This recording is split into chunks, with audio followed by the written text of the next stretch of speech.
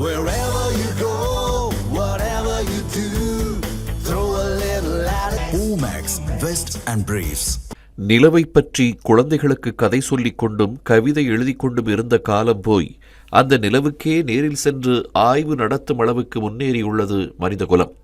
தற்போது நாசா வெற்றிகரமாக நிறைவு செய்துள்ள ஆர்டெமிஸ் 2 திட்டம் நிலவு குறித்த அந்த ஆய்வில் அசுர பாய்ச்சலை நிகழ்த்தியிருக்கிறது. 1970ஆம் ஆண்டு நாசா அனுப்பிய அப்பல்லோ 13 விண்கலம் பூமியிலிருந்து 4,171,000 கிலோமீட்டர் தூரம் வரைதான் பயணித்திருந்தது. பூமியிலிருந்து மனிதர்கள் பயணித்த மிக அதிக தூரமாகவும் அதுதான் இருந்தது. ஆனால் ஓரியன் விண்கலம் தற்போது 4,06,771 கிலோமீட்டர் பயணித்து நாசாவின் முந்தைய சாதனையை தகர்த்தெறிந்திருக்கிறது. அப்பல்லோ 8 முதல் அப்பல்லோ 17 வரை 9 விண்வெளி பயணங்களை நாசா நிகழ்த்தியுள்ளது. ஆனால் அந்த அனைத்து திட்டங்களிலும் ஆண்கள் மட்டுமே இடம்பெற்றிருந்தனர். ஆனால் ஆர்டெமிஸ் 2 திட்டத்தில் கிறிஸ்டினா கோச் என்ற பெண் வீராங்கனை இடம்பெற்றிருந்தார்.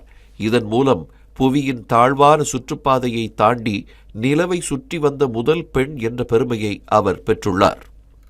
அத்துடன் நாசா மேற்கொண்ட நிலவு குறித்த ஆய்வில் பங்கேற்ற அனைவருமே வெள்ளை இனத்தவர்களாக மட்டுமே இருந்து வந்தனர். அந்த வரலாற்றையும் ஆர்டெமிஸ் 2 மாற்றி எழுதியிருக்கிறது.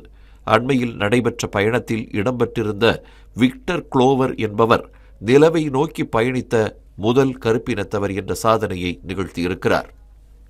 ஓரியன் விண்கலத்தில் பயணித்த குழுவில் ரீட் வைஸ்மேன் என்ற வீரர் இடம்பெற்றிருந்தார். அவரும் தன் பங்கிற்கு ஒரு புதிய சாதனையை படைத்துள்ளார். அதாவது புவியின் தாழ்வான சுற்றுப்பாதையை தாண்டி பயணித்த மிக வயதான மனிதர் அவர்தான். அவருக்கு வயது 50. இதற்கு முன்னால் புவியின் தாழ்வான சுற்றுப்பாதைக்கு அப்பால் பயணித்தவர்கள் யார் என்று பார்த்தால் அவர்கள் அனைவருமே அமெரிக்கர்களாகத்தான் இருப்பார்கள். இந்த சூழலில் ஜெர்மி ஹான்சன் என்ற கனடா நாட்டைச் சேர்ந்த வீரர் முதன்முறையாக அந்த குறிப்பிட்ட எல்லையை தாண்டி பயணித்து புதிய வரலாறு படைத்திருக்கிறார். ஆழ் விண்வெளி பகுதிக்கு சென்ற அதிக எண்ணிக்கையிலான குழு என்ற சாதனையும் ஆர்டெமிஸ் 2 திட்டம் சத்தமே இல்லாமல் படைத்திருக்கிறது. ஏப்ரல் 7ஆம் தேதியன்று ஓரியன் விண்கலம் நிலவின் மறுபக்கத்தை சுற்றி வந்தபோது சுமார் 40 நிமிடங்களுக்கு பூமியுடனான தகவல் தொடர்பை இழந்தது. விண்வெளி பயண வரலாற்றிலேயே மிக நீண்ட நேர தகவல் தொடர்பு துண்டிப்பு இதுதான். அந்த 40 நிமிடங்களும் விண்கலத்திற்கும் பூமிக்கும் இடையேயான அனைத்து தொடர்பையும் இழந்து விண்வெளி வீரர்கள் அனைவரும் தனித்து விடப்பட்டிருந்தனர். 1968ஆம் ஆண்டு அப்பல்லோ 8 விண்கலத்தில் பயணித்த வீரர்கள் நிலவின் ஒரு பகுதியை மட்டும்தான் பார்த்தனர்.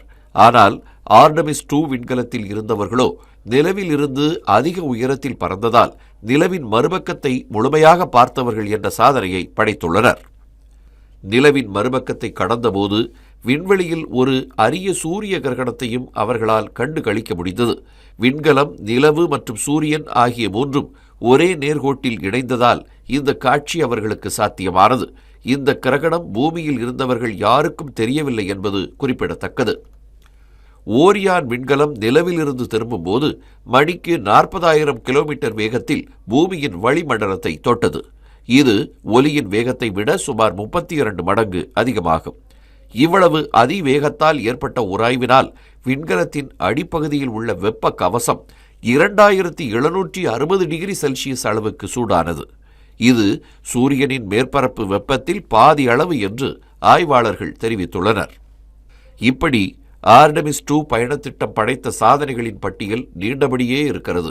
இவை அனைத்தும் நாசா என்கிற தனிப்பட்ட ஒரு அமைப்புக்கு மட்டும் சொந்தமான சாதனை அல்ல, ஒட்டுமொத்த மனித குலத்திற்கும் சொந்தமான சாதனைகள்தான்.